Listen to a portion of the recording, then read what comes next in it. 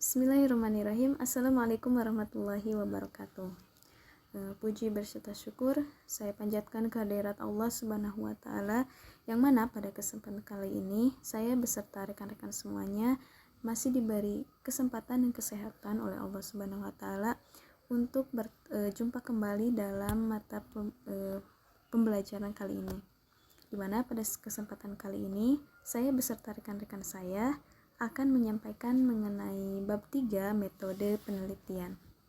Sebelum itu, perkenalkan kami dari kelompok 5 yang beranggotakan 4 orang. Yang pertama ada Ihsan Wahid sebagai pemateri, yang kedua ada Rizky Amelia sebagai pemateri, yang ketiga saya sendiri Nurul Sakinah sebagai pemateri dan moderator, dan yang terakhir ada Sophia Nur Ajijah sebagai pemateri.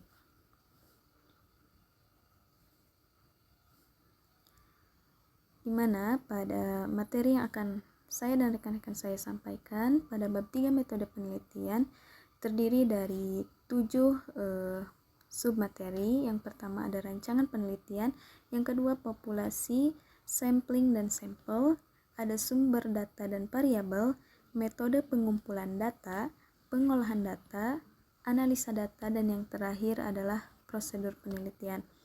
Alangkah baiknya sebelum kita memulai pembelajaran, marilah kita berdoa terlebih dahulu. Berdoa dimulai.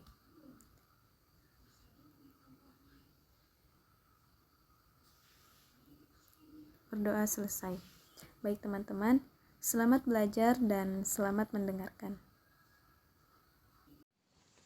Assalamualaikum warahmatullahi wabarakatuh. Saya di sini akan mempresentasikan tentang rancangan penelitian. Jadi, rancangan penelitian merupakan sebuah kerangka atau sketsa yang didesain oleh peneliti sebagai rencana penelitian. Di sini dibahas tentang pendekatan penelitian ya. Untuk yang pertama, karena dari sumber yang kami cari, penelitiannya menggunakan pendekatan kuantitatif, maka karakteristik dari penelitian kuantitatif yaitu yang pertama adalah kejelasan unsur. Di sini terdapat tujuan, pendekatan, subjek, sampel, dan sumber data sudah mantap dan rinci sejak awal. Untuk yang kedua, menggunakan angka dan statistik. Yang ketiga, bersifat deduktif. Dan keempat, hasilnya penelitiannya pasti. Jenis penelitian. Yang pertama ada penelitian pendidikan.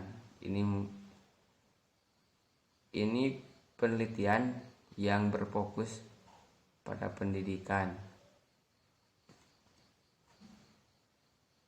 Terdapat beberapa tahap ya, dan disebut siklus oleh Bailey. Pertama ada pemilihan masalah dan pertanyaan hipotesisnya, jikalaupun ada. Yang kedua, pembuatan desain penelitian. Ketiga, pengumpulan data. Keempat, pembuatan kode dan analisis data, diakhiri dengan interpretasi hasilnya. Nah, untuk penelitian korelasional ini merupakan penelitian yang melibatkan tindakan penggunaan data guna untuk menentukan apakah ada hubungan dan tingkat hubungan antara variabel satu dan variabel lainnya.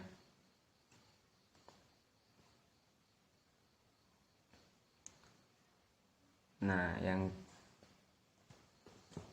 selanjutnya adalah untuk bagian B, yaitu populasi, sampling, dan sampel.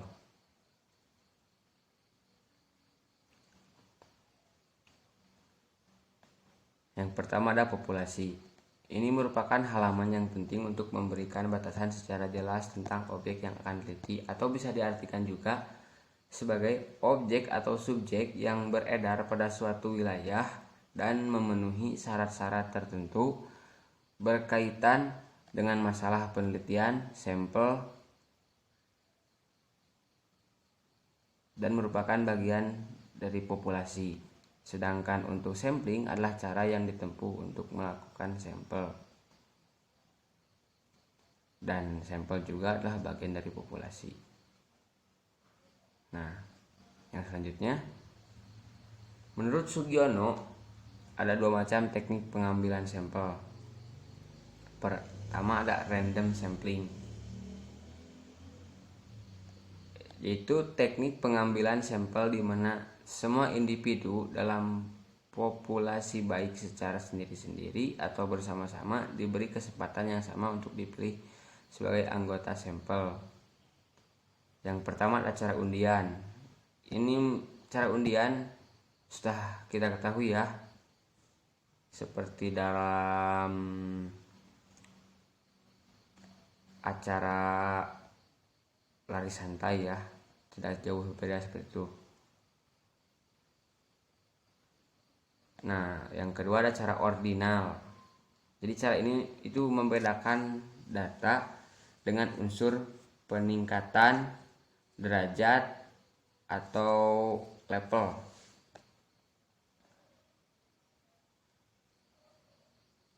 Yang ketiga itu cara randomisasi. Nah, untuk yang selanjutnya dulu yaitu ada teknik non-random sample, yaitu cara pengambilan sampel yang tidak semua anggota sampel diberi kesempatan untuk dipilih sebagai anggota sampel.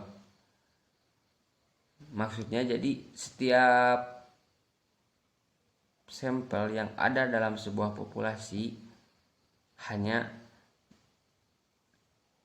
ada beberapa saja yang dapat dijadikan sampel.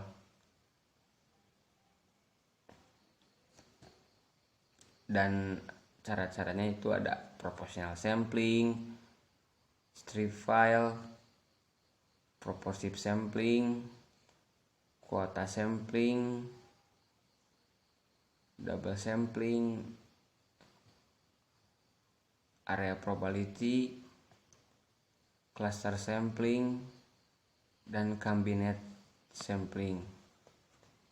Nah, urutan dari 1 sampai 8 tersebut merupakan beberapa cara dalam teknik non-random sample.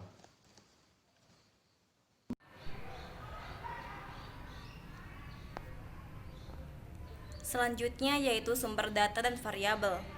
Yang pertama, sumber data. Menurut KBBI, data adalah keterangan atau bahan nyata yang dapat dijadikan dasar kajian, baik itu berupa analisis atau kesimpulan. Berdasarkan sumbernya, data dibagi menjadi 2. Yang pertama yaitu data intern. Apa sih data intern itu? Data intern adalah data yang diperoleh atau bersumber dari dalam satu instansi, seperti dari lembaga, organisasi, ataupun yang lainnya. Contoh dari data intern ini, misalkan kita mengetahui data kependudukan, terus juga mengetahui data jumlah guru di dinas pendidikan, nah seperti itu. Nah, selanjutnya yaitu ada data eksternal atau data ekstern. Data ekstern adalah data yang diperoleh atau bersumber dari luar instansi. Misalkan kita mengambil datanya dari berdasarkan hasil penelitian orang lain. Nah, data ekstern ini dibagi lagi menjadi 2. Yang pertama yaitu data primer. Data primer adalah data yang langsung dikumpulkan oleh orang yang berkepentingan atau yang memakai data tersebut. Karena kita basicnya pendidikan, contoh dari data primer ini yaitu seperti hak angket, kuesioner, itu salah satu contoh data primer. Selanjutnya yaitu ada data sekunder. Data sekunder adalah data yang tidak langsung dikumpulkan oleh orang yang berkepentingan dengan data tersebut. Jadi kita mengambil datanya berdasarkan penelitian orang lain, misalkan mau itu ngambil dari jurnal, artikel, buku, dan yang sebagainya. Selanjutnya, metode pengumpulan data. Menurut Tansih, pengumpulan data adalah prosedur yang sistematik dan standar untuk memperoleh data yang diperlukan. Proses pengumpulan data menjadi bagian penting karena data tersebut nantinya akan digunakan dalam pengujian hipotesis penelitian. Nah, untuk pengumpulan data di lapangan, kita dapat menggunakan beberapa metode. Yang pertama, metode observasi. Metode observasi sering disebut dengan metode pengamatan. Pengamatan ini adalah pengumpulan data yang dilakukan dengan cara mengamati. Dalam penelitian ini, peneliti menggunakan observasi non-partisipan, karena peneliti bertindak sebagai observer yang berada di luar objek penelitian. Yang kedua, metode angket atau kuesioner. Kuesioner adalah sejumlah pertanyaan tertulis yang digunakan untuk memperoleh informasi dari responden dalam arti laporan tentang pribadinya atau halaman-halaman yang ia ketahui. Kuesioner ini dapat dibedakan atas beberapa jenis, tergantung pada sudut pandangnya. Ada kuesioner terbuka dan kuesioner tertutup. Kuesioner terbuka yang memberi kesempatan kepada responden untuk menjawab dengan kalimatnya sendiri. Kuesioner tertutup yang jadi jawaban disediakan sehingga responden tinggal memilih. B. Dipandang dari jawaban yang diberikan, ada kuesioner langsung dan tidak langsung. Kuesioner langsung merupakan responden menjawab tentang dirinya. Kalau tidak langsung, responden menjawab tentang orang lain. C. Dipandang dari bentuknya, maka ada kuesioner pilihan ganda, kuesioner isian, checklist, juga skala bertingkat. 3. Metode interview. Interview sering disebut dengan wawancara atau kuesioner lisan. Adalah sebuah dialog yang dilakukan oleh pewawancara untuk memperoleh informasi dari terwawancara. Metode ini digunakan oleh penulis untuk memperoleh segala aspek yang berhubungan dengan topik penelitian ini. 4. Metode dokumentasi. Dokumentasi asal katanya dokumen, yang artinya barang-barang tertulis. Dalam melaksanakan metode ini, peneliti menyelidiki benda-benda tertulis seperti buku, majalah, dokumen, peraturan-peraturan, notulen rapat, catatan harian, dan sebagainya. Data yang terkumpul dengan metode dokumentasi ini biasanya meliputi data tentang struktur organisasi, data tentang sarana prasarana, data tentang siswa, data-data lain yang berkaitan dengan keperluan peneliti. Selanjutnya, teknik pengolahan data. Pengolahan data adalah kegiatan lanjutan setelah pengumpulan data dilaksanakan. Pada penelitian ini, pengolahan data secara umum dilaksanakan melalui tahap 1. Editing atau penyuntingan, yaitu memeriksa seluruh daftar pertanyaan yang dikembalikan responden. Yang perlu diperhatikan antaranya kesesuaian jawaban responden dengan pertanyaan yang diajukan, kelengkapan pengisian daftar pertanyaan, keajegan atau konsistensi jawaban responden dalam menyunting. Oke, sebelum pengkodean ada scoring. Scoring adalah memberikan penilaian pada pernyataan angket dengan cara mengkonversikan jawaban yang berupa huruf diubah menjadi angka. Mengingat bahwa angket yang dijadikan sebagai instrumen dalam penelitian biasanya berskala ordinal, maka total skor maksimal dan angket pada masing-masing variabel dan subvariabel dapat dicapai oleh setiap responden dibagi menjadi 3 bagian sama besar untuk mengelompokkan masing-masing responden sesuai capaian skor hasil angket ke dalam di antara 3 kategori, tinggi, sedang, kurang. Setelah scoring atau memberikan penilaian, maka ada pengkodean atau coding. Dilakukan dengan memberi tanda atau simbol berupa angka pada jawaban responden yang diterima. Yang terakhir adalah tabulasi, menyusun dan menghitung data hasil pengkodean, kemudian disajikan dalam bentuk tabel, baik tabel frekuensi, kolerasi, atau tabel silang. Ada 2 cara pelaksanaan tabulasi, yaitu bisa dengan manual dan mekanis.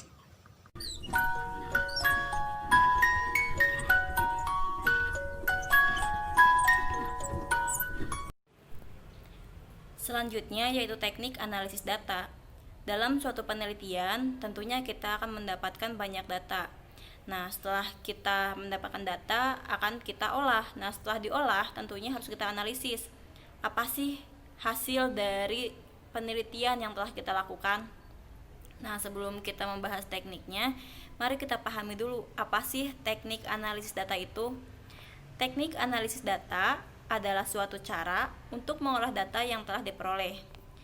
Analisis data penelitian bertujuan untuk menyederhanakan dan membatasi temuan hingga menjadi data yang teratur, tersusun, dan lebih berarti.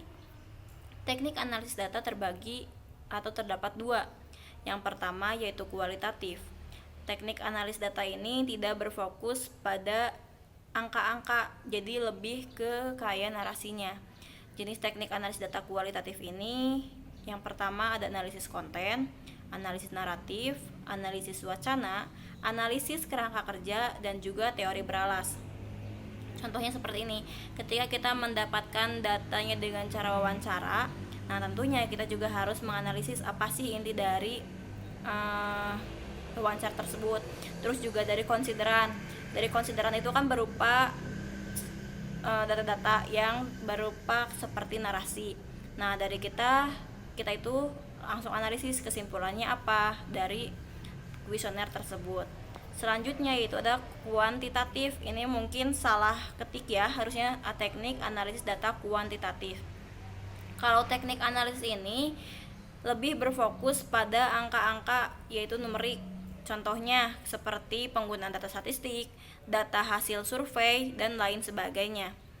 Nah, contoh dari teknik analisis data kualitatif ini, misalkan ketika kita melakukan penelitian dalam bidang pendidikan, pasti kita melaksanakan pretest dan juga posttest.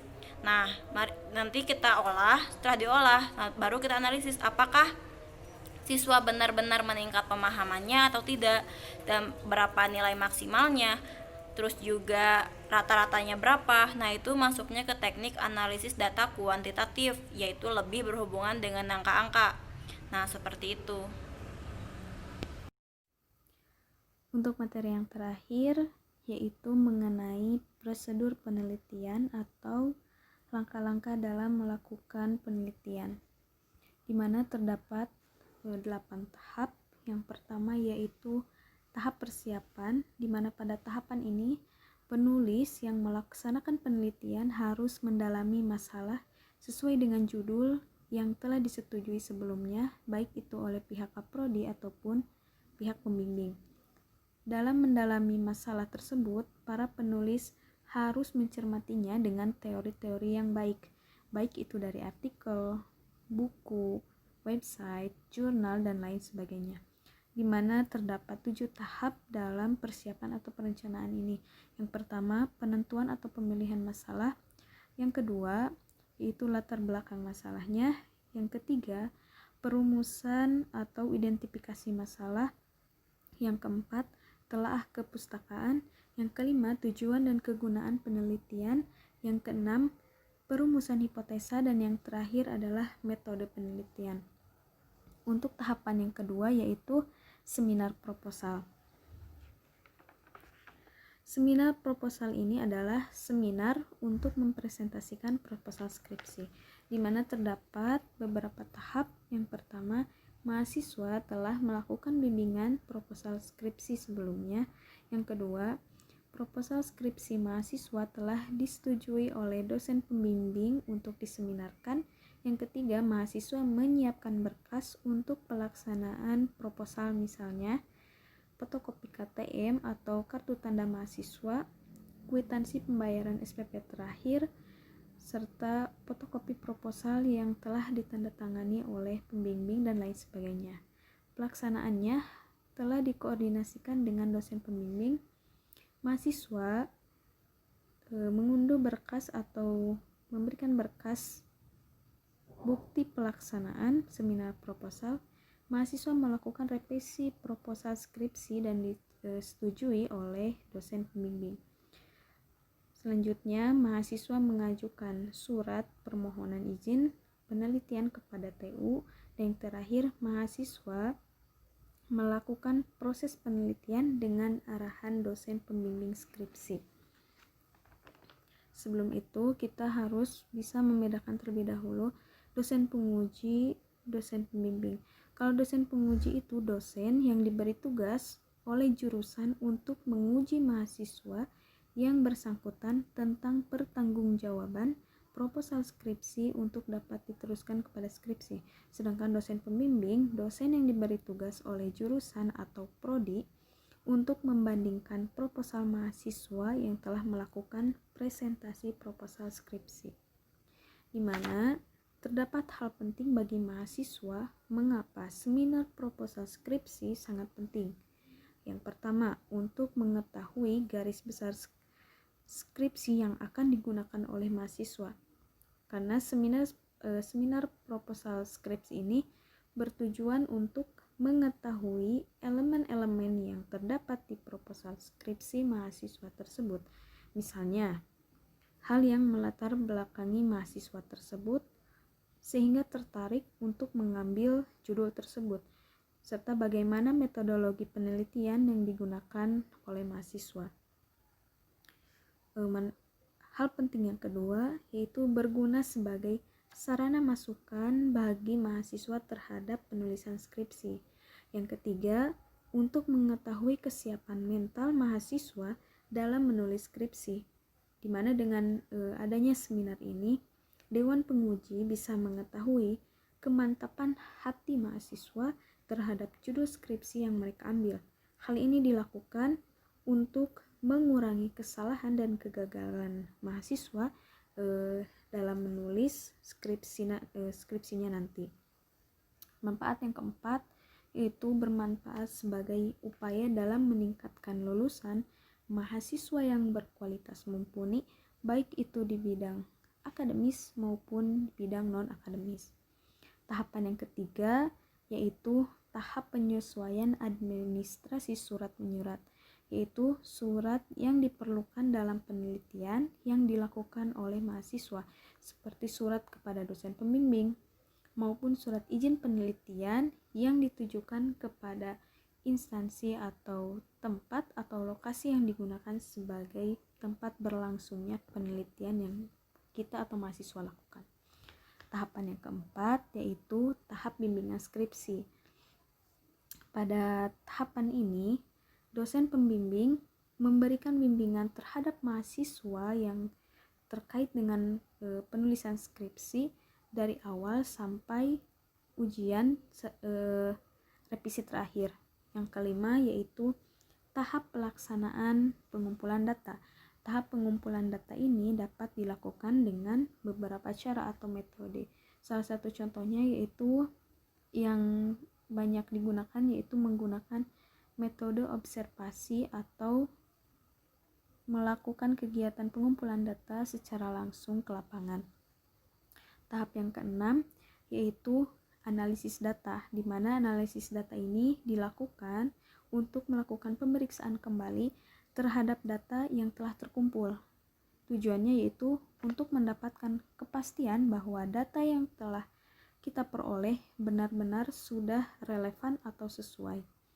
Tahapan yang ketujuh yaitu tahapan penggandaan skripsi, di mana setelah penulisan skripsi dianggap selesai dan telah disetujui oleh dosen pembimbing, maka skripsi siap untuk diujikan di hadapan Dewan Penguji, di mana sebelumnya mahasiswa atau penulis yang menulis skripsi tersebut perlu menggandakan dahulu skripsinya. Dan untuk tahapan yang terakhir yaitu tahap ujian skripsi, di mana pada tahapan ini mahasiswa atau penulis mengikuti ujian di hadapan Dewan Penguji Skripsi. Thanks for your attention. Terima kasih telah mendengarkan pembelajaran dari kelompok kami. Mudah-mudahan bermanfaat. Mohon maaf bila ada kesalahan atau kata yang tidak berkenan pada rekan-rekan semuanya. Semoga bermanfaat. Wabillahi taufiq wal hidayah. Wassalamualaikum warahmatullahi wabarakatuh.